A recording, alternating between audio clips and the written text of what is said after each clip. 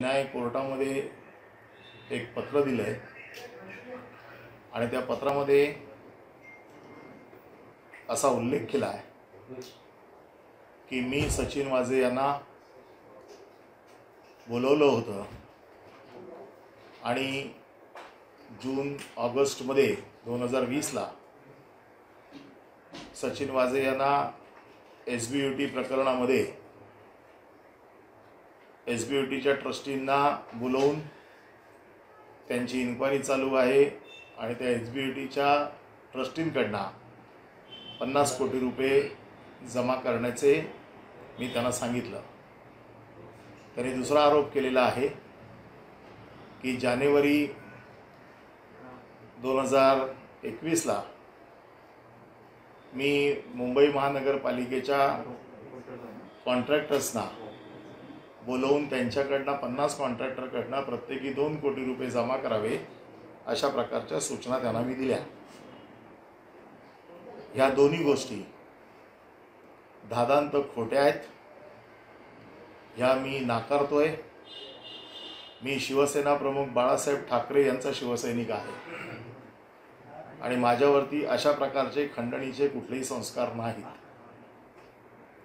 म्हणून बाळासाहेबांची शपथ घेऊन आणि माझ्या 2 मुली आहेत ज्या माझ्यासाठी अतिशय जीवश्य कंठस्थ आहेत, या 2 मुलींची आणि शिवसेना प्रमुख बाळासाहेब ठाकरे ज्यांना मी माझं दैवत मानतो त्यांची शपथ घेऊन महाराष्ट्राच्या जनतेला हे सांगू इच्छितो की हे सर्व खोटं आहे, हे मला नाहक बदनाम करण्यासाठी केलेले आरोप आहेत। गेले 2-3 दिवस भारतीय जनता पक्षाचे पदाधिकारी आरडाओरडा करत होते की याच्यामध्ये अजून आम्ही एक तिसरा बळी घेऊ।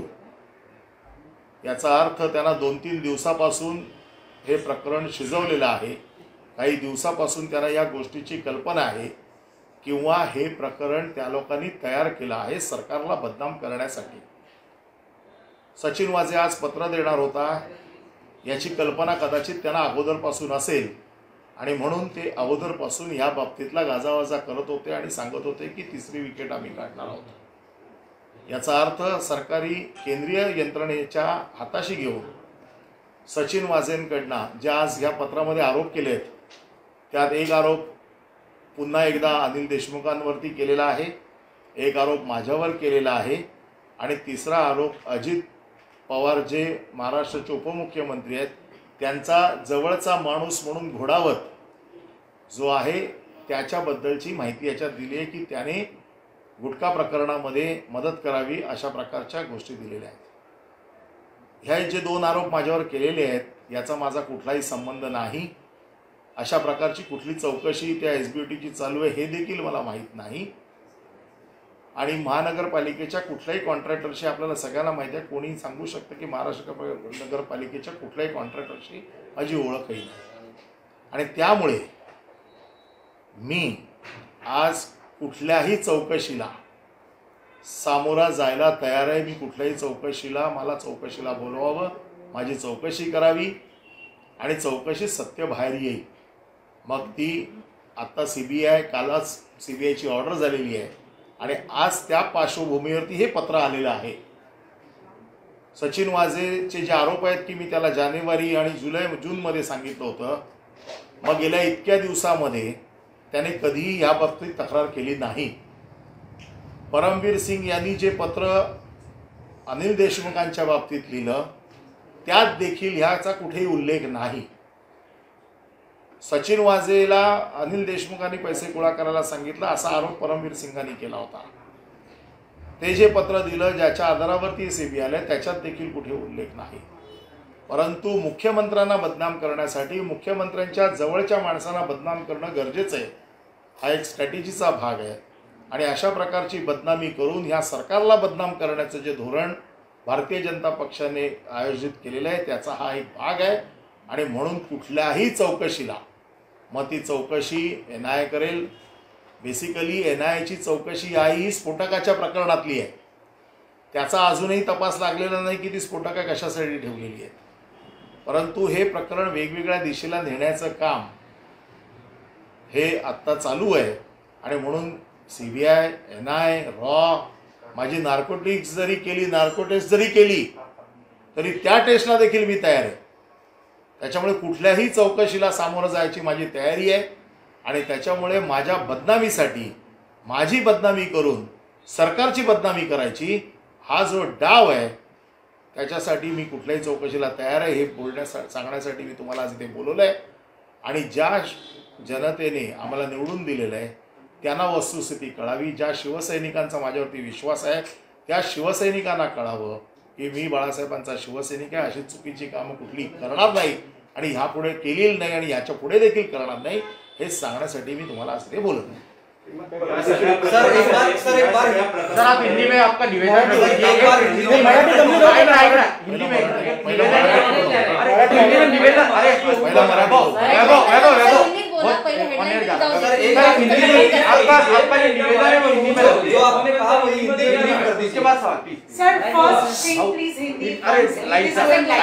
आज NI कोर्ट में सचिन वाजे ने एक खत दिया है जिस खत में उन्होंने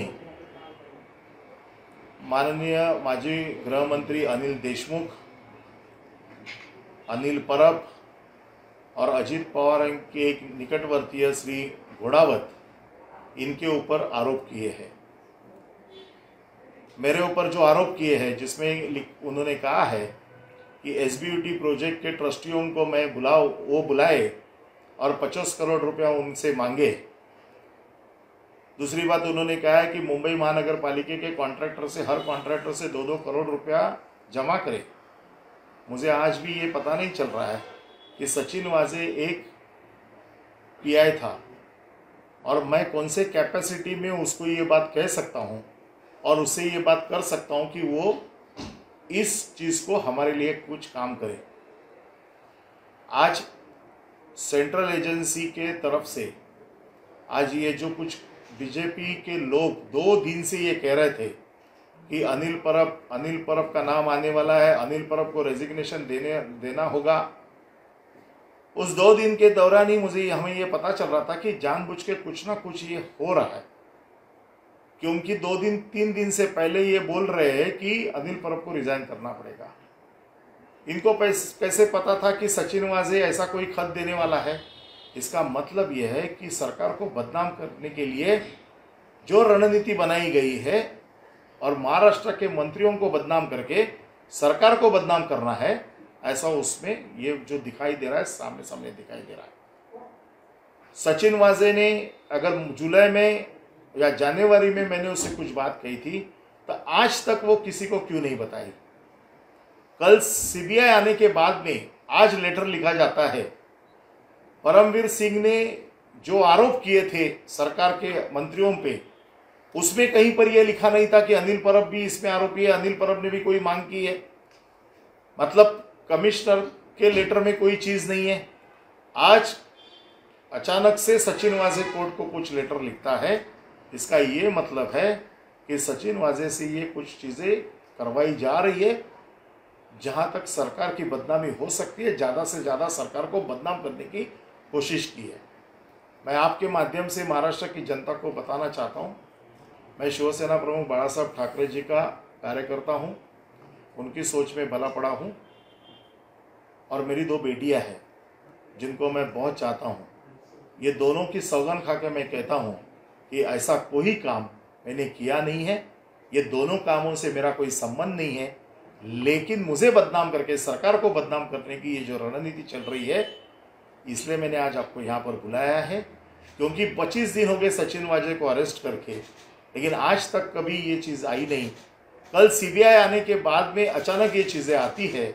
इसका मतलब माहौल ख़राब करना है, सरकार को बदनाम करना है और ये सब चीज़ें बनी बनाई जा रही है. और भारतीय जनता पार्टी के लोग पहले से चिल्ला रहे कि ऐसा होने वाला है, कुछ ना कुछ तो होने वाला है और चीज़ें बाहर आने वाली है और विकेटें गिरने वाली है. इसका मतलब ये है कि ये सब लोगों को मालूम था कि कल क्या होने वाला है और उसकी तैयारी वो लोग पहले से कर रहे हैं. और इसलिए मैंने आज ये फैसला किया है, कोई भी इंक्वायरी हो, फिर वो CBI की हो, NI की हो, रॉ की हो या कोई भी इंक्वायरी हो, सभी कोई सी भी तरह की इंक्वायरी को मैं सामने जाने के लिए तैयार हूं। मेरी कोई भी इंक्वायरी करे, मेरी नार्को टेस्ट भी करनी है तो करो, इसके लिए भी मेरी तैयारी है। कोई भी इंक्वायरी के सामने जाने के लिए मैं तैयार हूं, लेकिन ये बदनामी का कारण जो काम जो चल रहा है वो रुकना चाहिए और वहां पर इंक्वायरी में जो सच बातें हैं सामने खुल के आएगी। पहिलं पत्र आलं परमवीर सिंगांचं, दुसरं पत्र आता वाजेंचं आलं। सरकार विरोधात ही पत्रबाजी सुरू आहे, याला लेटर बॉम्ब म्हणून उल्लेख केला जातो। सरकार कशा पद्धतीने याला आता सामोरं जाणार आहे? कारण परमवीर सिंग प्रकरणानंतर एवढ्या मोठ्या प्रमाणात सरकारची बदनामी झाली, आता दुसरं पत्र आलं, बदनामी होते। सरकारची बदनामी करण्यासाठीच अशा प्रकारची पत्र लिहिली जात आहेत। ज्या पद्धतीची पत्र लिहिली जात आहेत त्याच्यात सरकारची बदनामी, मला तुम्ही सांगा की गेले इतके दिवस सचिन वाझे कस्टडीमध्ये आहे। सचिन वाझेने आजपर्यंत कोणाकडेही तक्रार केली नाही आणि NI कोर्ट हे स्फोटकाच्या तपासाचं कोर्ट आहे। तिथे हे विषय जाणं कुठल्या प्लॅटफॉर्मवरती गेले मला माहीत नाही, परंतु अशा प्रकारची पत्र बाहेर काढून सरकारला बदनाम करण्याचं जे काम चालू आहे त्याच्या कटाचा हा एक भाग आहे। एक बात ये थी कि जो लेटर आज सामने आया है, राजीव जी पहले मराठी होने दो फिर हिंदी करो। अँटोनियो प्रकरणात पहिल्यांदा वाझेंचं नाव आलं, वाझेंचा शिवसेनेशी संबंध होता। प्रदीप शर्मांना चौकशीसाठी बोलवलं गेलं, प्रदीप शर्मांचा शिवसेनेशी संबंध आहे। तुम्ही असं म्हणतात की सरकारची बदनामी होते, तर असं असताना अजून मुख्यमंत्री गप्प का आहेत? कारण परमवीर यांच्या प्रकरणात सुद्धा मुख्यमंत्र्यांनी अजून काही भूमिका मांडलेली नाहीये, त्यामुळे सरकारचे जे प्रमुख आहेत ते गप्प का आहेत? आणि या प्रकरणात शिवसेनेचा संबंध असलेल्यांचीच नावं कशी समोर येतात? नाही, आम्ही कधी गोष्ट अमान्य केलेली नाही। वाझे काही काळ शिवसेनेमध्ये होते हे आम्ही मान्य केलेलं आहे। प्रदीप शर्मा देखील शिवसेनेचे उमेदवार होते हे देखील आम्ही नाकारत नाही, परंतु वाझेंना अशी कुठली कामं करण्यासाठी काही शिवसेनेने कधी सांगितलेलं नाहीये किंवा शिवसेना त्यांच्या कुठल्या वाईट कामामध्ये सहभागी नाहीये। आता आपली जर एखाद्याची ओळख असेल किंवा आपल्याबरोबर एखादा माणूस असतो, तो जर कुठे दुसरं वाईट काम करत असेल तर त्याच्या बरोबर असलेल्या माणसाला त्याला दोषी धरता येत नाही। शिवसेनेने कधीही कोणालाही असं काम करायला सांगितलेलं नाहीये। शिवसेनेने वाझेला कुठल्याही गोष्टी करायला सांगितलेल्या नाहीयेत। शिवसेनेत काही काळ वाझे होत आहे तर शिवसेनेने मान्य केलेलं आहे। प्रदीप शर्मा शिवसेनेचे उमेदवार होते हे देखील मान्य केलेलं आहे, परंतु कुठल्याही वाईट कृत्यामध्ये शिवसेनेचा सहभाग आहे हे जे त्याला जे पद्धतीने बदनामी केली जाते हे चुकीचं आहे। शिवसेना मी माझ्यासारखा शिवसैनिक देखील बाळासाहेबांनी घडवलेला आहे आणि म्हणून असल्या कुठल्याही कृत्यामध्ये आम्ही कधीच जाणार नाही याची आम्हाला पूर्ण खात्री आहे आणि म्हणून छाती ठोकपणे आम्ही सांगतोय की कुठल्याही चौकशीला मी सामोरा जायला तयार आहे। सर असं आहे की सुरुवातीपासून एक ईडी असेल, CBI असेल, NI असेल, एकंदरीत राज्य सरकारच्या मागे शिवसेनेच्या मागे हा ससमिरा सुरू आहे। आता तुमच्यावर आरोप झालेले आहेत, एकामागोमाग एक मंत्र्याला राजीनामा द्यावा लागतोय, आपल्याही नावाची चर्चा होती असे भाजपवाले म्हणतात। एकंदरीत सरकारची बदनामी होत असताना सरकार कुठेतरी ही बदनामी रोखायला कमी पडतं असं तुम्हाला वाटतं? केंद्रीय यंत्रणांचा वापर करून अशा प्रकारचा ससेमिरा मंत्र्यांच्या पाठी लावलेला आहे। पण मी शिवसैनिक आहे, मी काय घाबरणारा नाही आहे। मी जर कुठलं पाप केलेलं नाही आहे किंवा मी कुठली चूक केलेली नाही आहे तर मी कशाला कुठल्या यंत्रणेला घाबरू? त्याच्यामुळे मी कुठल्याही यंत्रणेला घाबरत नाही। मी कुठल्याही चौकशीला सामोरं जायला तयार आहे। त्यांना असं वाटत असेल कदाचित अशा प्रकारच्या यंत्रणा पाठी लावून शिवसेना कुठे दबेल, शिवसेना घाबरेल, तर तसं होणार नाही।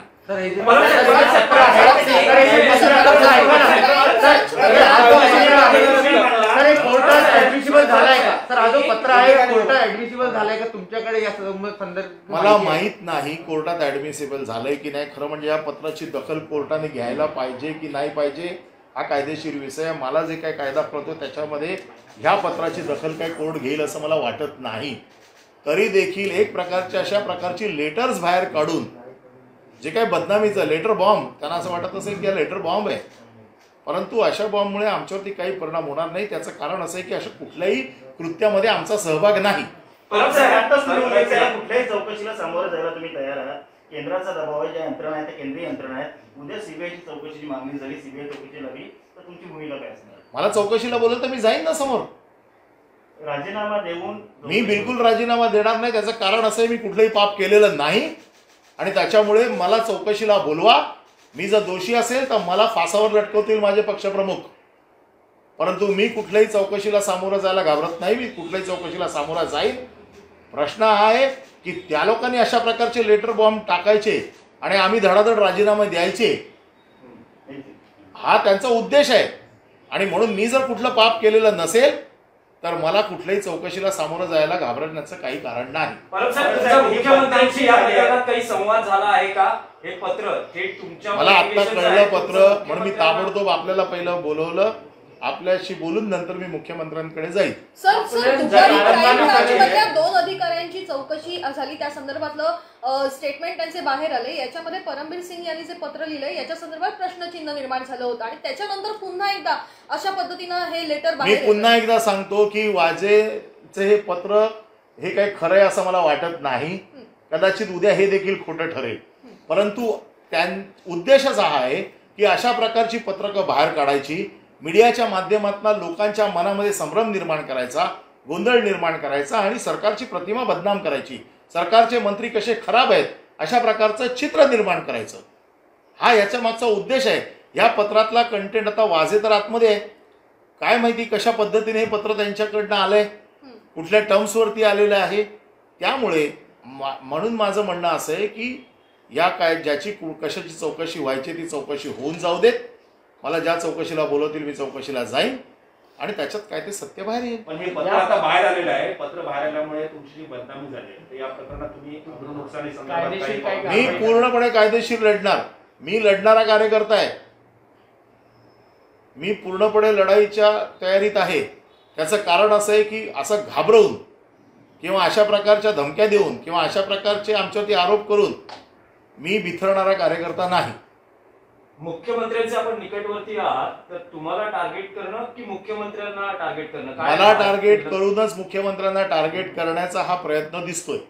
कारण हे जे 2 विषय आहेत हे माझ्याशी संबंधितच नाही आहेत. हे दोन्ही विषय जे आहेत याच्यामध्ये माझा संबंध काय? सर ये किस प्रकार की ट्रिक आपको लग रही है? जिस प्रकार से हर एक एलिगेशन के बाद मिनिस्टर्स के रेजिग्नेशन को लेकर ये फ्रस्ट्रेशन है भारतीय जनता पक्ष का. 105 एमएलए होने के बावजूद भी आज उनको गवर्नमेंट बना नहीं सक रहे. आज 1 साल उनको ऐसे लगा था कि ये गवर्नमेंट चलेगी नहीं, ये गवर्नमेंट मजबूत तरह से चल रही है, तो सरकार को बदनाम करने का ये काम उन्होंने शुरू किया है. सर व्हाई is CM Uddhav Thackeray silent on every CM जब भी अपना समय आएगा तब वो बराबर से बात करेंगे. उनको ये नहीं मैं बोल सकता हूँ कि उन्होंने कभी बात करनी चाहिए. ही नोज द थिंग्स वेल, उनको मालूम है कभी बात करनी है, जब समय आएगा तब वो बात कर लेंगे. सर आप कानून के अच्छे जानकार है, ये पत्र के बारे में आपको लगता है कि कोर्ट ने एडमिट किया है ये पत्र, और अगर नहीं किया है तो फिर ये इसका अर्थ क्या रह जाता है? नहीं, ये एडमिट होगा कि नहीं होगा मुझे मालूम नहीं उसका, क्योंकि इसकी कोई लीगल सेंटिटी मुझे दिख नहीं रही है जी. क्योंकि ये एनआई कोर्ट का ये सब्जेक्ट नहीं है कि कौन ने किसने कितना पैसा मांगा. This is not a subject matter of NI court. लेकिन इस बॉम्ब को पब्लिश करके, ये लेटर को पब्लिश करके मेरी बदनामी तो की ना, सरकार की बदनामी तो की ना, इसलिए मुझे जवाब देना जरूरी है. लेकिन ये जो दबाव बनाया जा रहा है कि आपके इस्तीफे के लिए, आप क्या इस्तीफा? मैंने कहा कि वो कह रहे हैं इसलिए मैं इस्तीफा नहीं दूंगा. मैंने कोई पाप नहीं किया है, मैंने कोई गलत काम नहीं किया है, तो मैं इस्तीफा क्यों दूं? और मुझे इस्तीफा देने का कारण, मुझे इस्तीफा लेने का काम मेरे पक्ष प्रमुख कर सकते, मेरे सीएम कर सकते, बीजेपी मेरा इस्तीफा मांग नहीं सकते. सर वारंवार जे आरोप होत आहेत, बदनामी होते, यामुळे आता एक असं वातावरण निर्माण झालं की हे सरकार कधीही कोसळू शकतो. तर तशी परिस्थिती ही स्वप्न बघतायत ते की अशा प्रकारचे आरोप करून सरकार कोसळलं जाईल किंवा सरकार पाडता येईल. त्यांचे सगळे प्रयत्न चालू आहेत की सरकार पाडण्याचे किंवा सरकारला बदनाम करण्याचे. पण मला असं वाटत नाही की त्यांच्या ह्या प्रयत्नांना यश येईल. परंतु मध्यंतरी एक अशी चर्चा किंवा अशा बातम्या आलेल्या की तुमचा गृह खात्यामध्ये हस्तक्षेप वाढतो आणि त्याबाबतची नाराजी जे माजी गृहमंत्री होते अनिल देशमुख यांनी पवारांकडे व्यक्त केली होती. तर त्याच्यामध्ये किती तथ्य आहे? कारण त्या वेळेस त्या बातम्या माझा गृह खात्याशी काय संबंध? नंबर 1 पहिली गोष्ट. परंतु आपल्याला माहिती आहे की मी वकील आहे.